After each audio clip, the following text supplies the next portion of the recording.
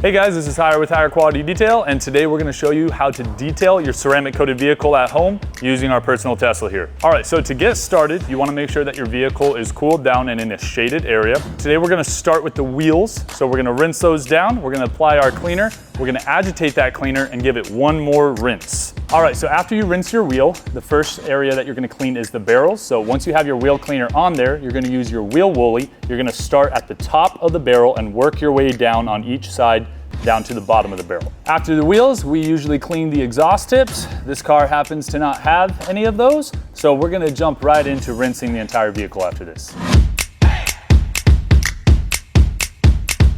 After we rinse the entire vehicle, we're going to foam it with a pH neutral car shampoo that has no wax in it.